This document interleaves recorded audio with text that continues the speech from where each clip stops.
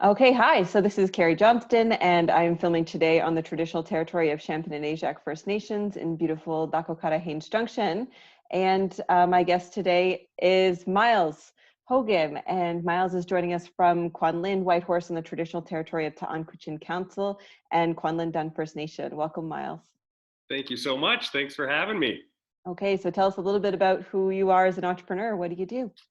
Yeah, so as you said, I'm Myles Hougen. My brother and I, Tanner, he unfortunately wasn't able to make it today, but we run a local brand called Yukon Built here in Whitehorse, based out of Whitehorse.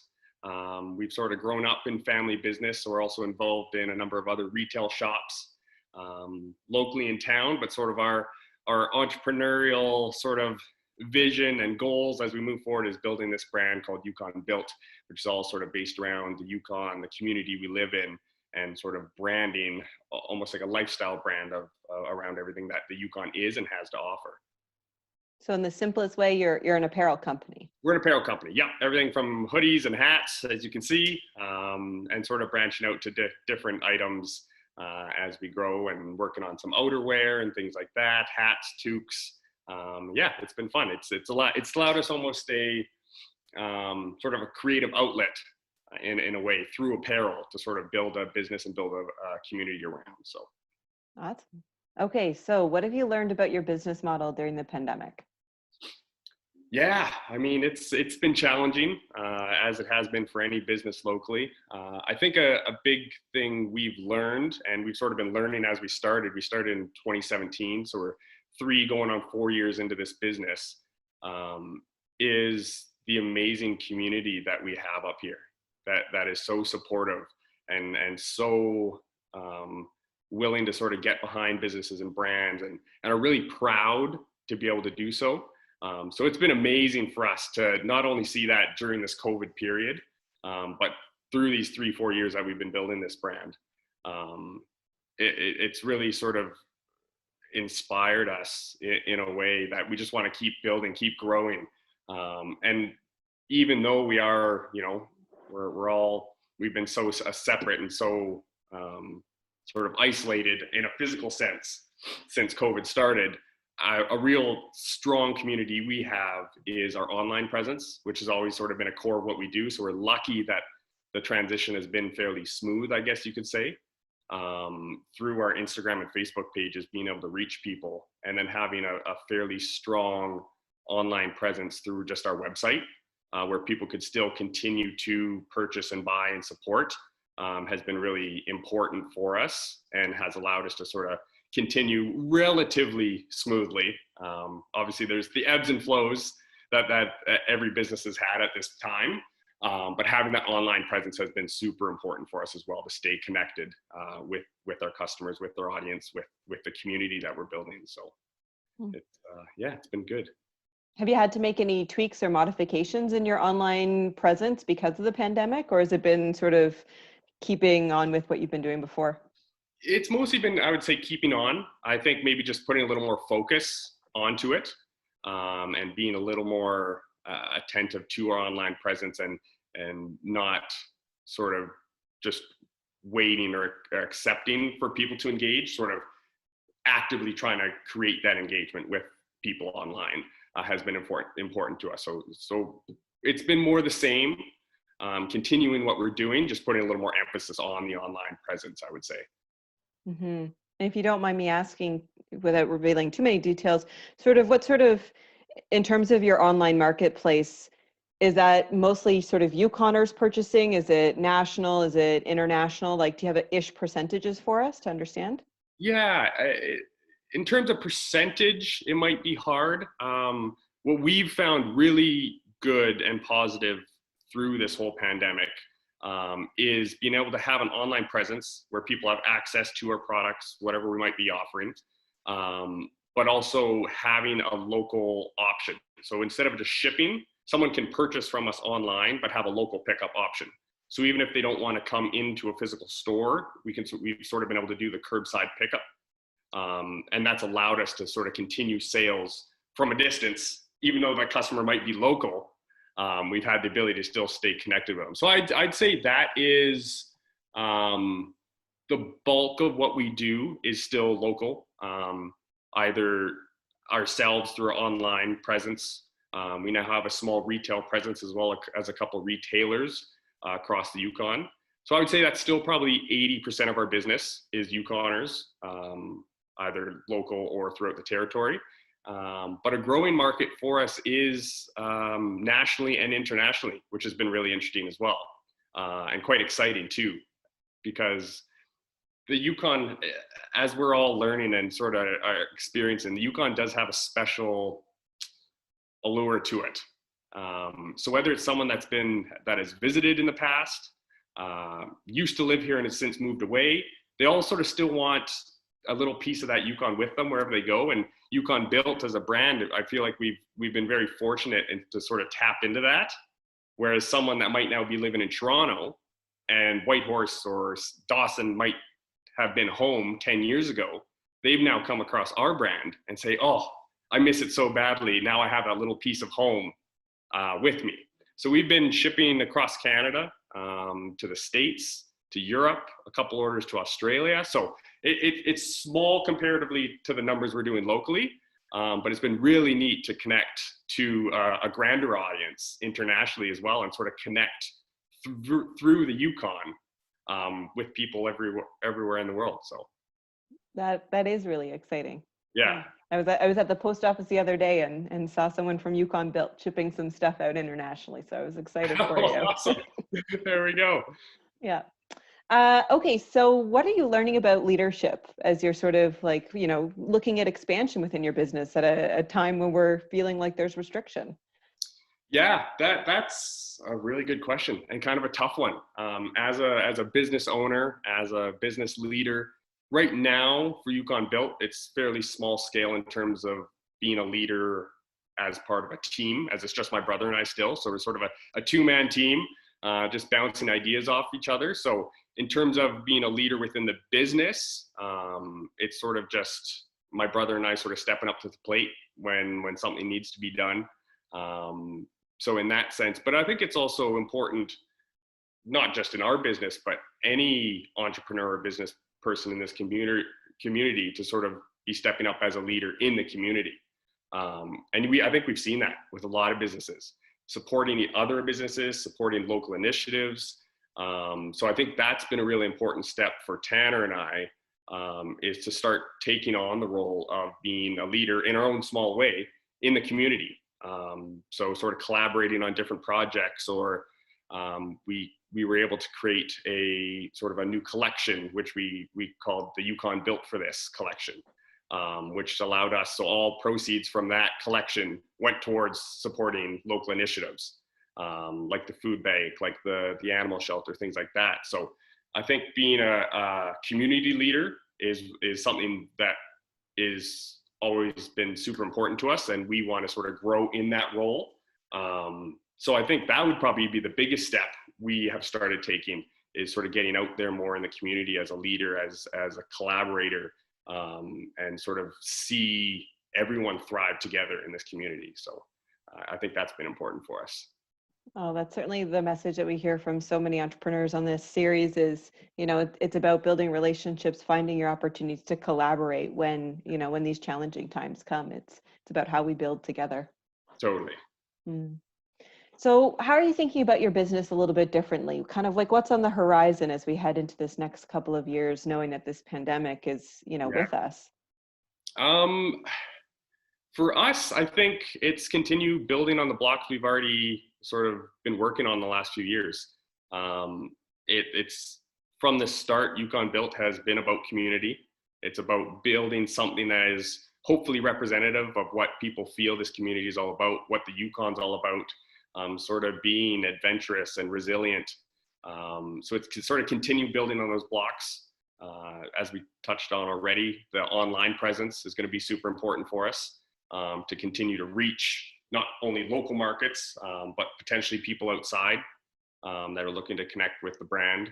So sort of working on that online presence through social media, improving our website so people can continue to access our products in an easy and sort of visual way that sort of proves that, or it looks like we know what we're doing.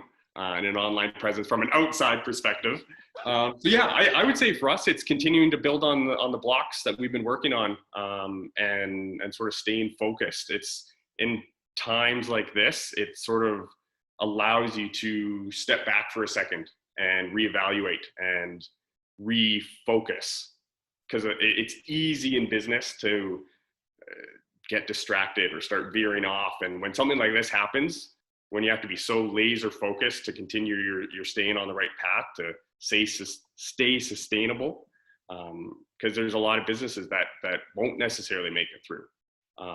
So it's just sort of always continuing to reevaluate sort of our processes and how we're approaching different things, and making sure we are part of the community in a way that helps us to continue and helps us to sustain, is going to continue to be important. With COVID or pandemic, whether that continues to be or not, I think that's really important, is sort of taking the things we've learned in the last few months and continue to implement those sort of in a very focused way. Yeah, I think in a way your business model is resilient because you had such a strong online presence and sort of built your brand from within there. We've got about 30% of Yukon businesses that have a web presence, so I think a lot of businesses did have to quickly onboard and look at their back end, look at how their POS and their website and all these things start to integrate and kind of start from scratch in many places. We've heard from a lot of businesses that they really had to focus on the back end. Do you have any insights or wisdom or for anybody like who's starting out and looking to build like a new company, what to think about in terms of how to build processes? From a back end sort of point of view? From any point of view. Yeah, I mean, a lot of it's trial and error. It's a learning process the whole way through. Nothing's perfect, nothing's easy. I think we've been through a lot of trial and error and continue to be. I would say from a back end perspective, especially if you're trying to create a back end which is sort of has a strong online presence. I guess just as an example, we use the Shopify platform, which allows us to integrate from a website point of view. I can be selling from my cell phone, from my laptop, from a retail location. So that sort of integration has simplified a lot for us, where our inventory management, our sales, everything is through one program. So that creates some efficiencies in itself, having it all tracked in one place, because I know it's easy to have this part inventory over here and your sales point of system over here and whatever it might be. It can get confusing and difficult and sort of convoluted. So I guess in that sense, sometimes, finding a strong program on the back end is important. And sort of having a consistency is also key. Knowing you have a back end that you can rely on. It's so important. And it's something we've learned, especially over the last few months, of having a strong back end and having those building blocks in place. So if something does unexpectedly occur, it's not going to come crumbling down. You have a strong foundation you can rely on, that you've built those blocks and put them in place, so that you might have to lean on them a little harder as you go through these rough points. But knowing you can trust that back end is super important, to know that you can rely on it and sort of continue to work on those building blocks. So that's super important. And something we continue to work on is building out that back end to know it's something that is strong and we can rely on. And then you can push forward with your marketing and your sales. But you have to have that back end built up in a strong way before you can sort of take that next step and push out into the world, sort of the front end sales kind of thing. Mm-hmm. Lifelong learning comes up a lot in this sort of series too, things that like new entrepreneurs are sort of learning, or like a new skill acquisition. Have there been any for you, like whether it's personal or professional? Yeah, every day. Every day is something new, which I think is part of the draw for me, and I know for Tanner, to be an entrepreneur, to build businesses, is we love the constant learning. From a business and a personal point of view, there's always something new that's coming up every day. And even when people ask what do you do in a typical day? I'm like, depends if you ask me yesterday or tomorrow. It's going to look different. which is part of the struggle sometimes, but also part of the excitement. For me, I think, especially in these last few months, a big thing for me has been learning better time management and structure, I would say, has been super important, especially when there's a lot of working from home or whatever it might be. Structure and having time allotted for certain things. It's easy to get overwhelmed when you have a list of 24 things to do, and when you're pinging back and forth between multiple things. So I think for me, a huge thing has been creating structure in my day and blocking off time in certain days for certain activities or for certain tasks. It might be times where I'll put my phone on silent and put it away, because with those notifications constantly distracting me, it's really hard to get certain things done. So that's been huge for me, is sort of knowing or allowing myself, giving myself permission to step back for a moment and say, you know what, I can block off an hour to do whatever this task might be. The business, the brand, it's not going to blow up if I don't get back to someone within a few minutes. So that's been super important. That's more maybe on a personal level too, not just business, but trying to find that balance, because it's easy to get overwhelmed with the day-to-day task, especially as a partnership between my brother and I, when you're taking on everything from packing the orders to responding to online messages to maintaining the website to balancing the accounting in the background to fulfilling orders. It's a lot, and it can be overwhelming. So that structure throughout a day, throughout a week, throughout a month is super important. And I'm just learning to get better at that now. I think it's a lifelong thing. Totally. Yeah. Especially on the accounting side of things. Yes. I agree with that. So has that been part of your wellness practice, or what other things have been kind of keeping you grounded or well during this period of time? Yeah, that's been something I've been learning too, is trying to find a bit of balance between work and non-work. I would say I probably don't have a lot of balance right now in my life, but it's something I'm working on outside of. So on a personal wellness kind of perspective, it's just small things. Going exercise, even if something is going for a walk in the evening. It could be 9 p.m. You're wrapping up your day and taking that 30 minutes to go for a walk. I've started meditating for the first time. That's something I've started doing in the last 3 months, which has been super valuable to me, even if it's 10 or 15 minutes when I first get up in the morning, to sort of ground and start that day. Because otherwise first thing I do is I look at my phone and it's instant notifications, instant emails that I'm trying to get back to. And sort of that starts my day on a bit of a spiral, a bit of a overwhelming sort of mode. So I've now started a bit of a better morning routine that starts it off a little more balanced, which has been super important for me to sort of start my day on probably a better leg. So on a personal point of view, that's been huge, is creating a bit of a better morning routine. Yeah. Those are all great insights. Yeah.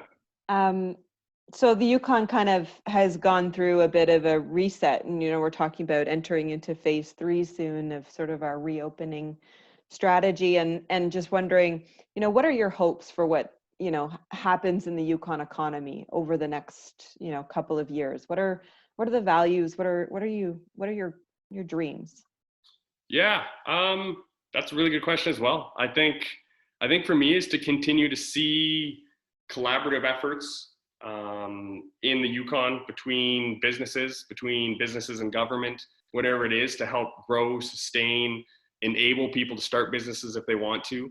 I think it's Whitehorse, the Yukon in general, is such a great place to start a business as an entrepreneur, as a business person. I think there's a lot of opportunity. So I'd love to see that continue to grow through places like North Lake, the Innovation Center, and Yukon Struct, different things like that. Seem like a great catalyst to sort of start people on their entrepreneurial journey. And I hope people continue to buy local, whether that's on small businesses or the local coffee roasters or whatever it might be. It's super important to help support the local community. And I think we're super lucky up here. I really noticed it for our businesses, we've heard it from other businesses, that the Yukon really seems to want to and enjoys supporting local business. And I hope that continues, because it's such a strong community to be able to support it's a small community, but it's a strong community that's willing to sort of support your neighbor. And I love that. And we feel super lucky to be in a place that does that. And I even feel in some of our other businesses outside of Yukon Built, on a retail setting, we took a steep dip at the initial onset of COVID. The retail sales got crushed anywhere you ask for a little while, but we're starting to see some normalcy coming back. And almost some growth in the local market. We're seeing probably people coming out that weren't necessarily shopping local before, or not necessarily for a certain product locally, that are easy to access online. So I hope that continues as well, to see that sort of from the community. It's been awesome. Like, we feel so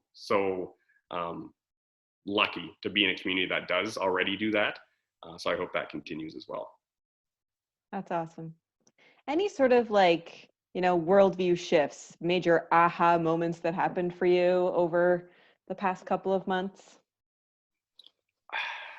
In terms of aha moments, I think for me, it's just a continuation of being so blown away by the people we're surrounded with up here, and sort of feeling that how fortunate we are. It's sort of an everyday thing. Every time we get an online order, or any time someone comes into the shop and is excited about our brand or something like that, it's sort of a continuous moment of it's pretty cool. It's pretty amazing that someone is willing to make a purchase from us, something what we've created and sort of put all of ourselves into, and they choose to spend their dollars with us. It's sort of a constant aha moment for us. It's a really rewarding feeling that we really don't get through anything else in a business world. So I think it's sort of an everyday thing. It's a continuation of being blown away by the people that are willing to support local businesses or any kind of business that someone's created for themselves. Has been really amazing. So I would say that's sort of the biggest thing for us is the constant sort of, just can't believe how supportive people have been and sort of attached and understood and sort of appreciate what we've been building, and want to be a part of that. So that's been amazing. Mm-hmm. That is amazing. Yeah. Any sort of songs, podcasts, books, movies that are getting you through? Yeah, I wish. This is when Tanner should be here with me. He's like the podcast guru. He could list off a dozen of them right now. We obviously listen to him more than me. He's good at getting on that. A lot of our podcasts and books are quite business focused. So there's been some good ones. I'm currently reading one called The Infinite Game, by Simon Sinek, which is really interesting, and sort of how to build a business with an infinite mindset, not just short-term goals, but thinking how can you build something and create something bigger than yourself, and how that'll ultimately sustain a business, not just for yourself, but hopefully future generations. So that's been really a really good one to dig into. Come on, Tanner. What would Tanner recommend? I know he's got all kinds of podcasts queued up, but I would say just that's in general, reading podcasts, whatever it might be, something to sort of open your mind to possibly different perspectives, or they a lot of times that's where you get the aha moments. You know what? Even if it's a business totally unrelated to what we're doing, it might be that little aha moment. Maybe we could approach it that way or try something different. And also I think it's important as a business person, as an entrepreneur, sometimes to listen or read or whatever it might be to something that's not business related, and sort of allow your mind to escape into something else, to get that healthy business or that healthy mindset. Because otherwise, there you go, my mind's always on business. So I think that's super important as well, to have some balance between that as well. Oh, that's been great. The great advice. Any closing words, any final thoughts before we sign off today? I guess, first of all, just thank you. Thank you for putting this together and sort of connecting with us and other local entrepreneurs, and sort of getting this message out there of what people are going through and sort of what it looks like to be a Yukon-based entrepreneur right now. But yeah, I would just say thank you everyone for supporting local, for supporting Yukon Built. It's been an amazing ride. We're excited about what's coming in the future and want to continue building this brand around the community and all the love and energy we feel from them. And yeah, we're looking forward to where we can take, and hopefully we're on the upswing of this whole pandemic situation and continue to grow together with everyone else in this community. So Awesome. Thanks so much for your time today, Myles. Bye. yes, thank you very much. Take care.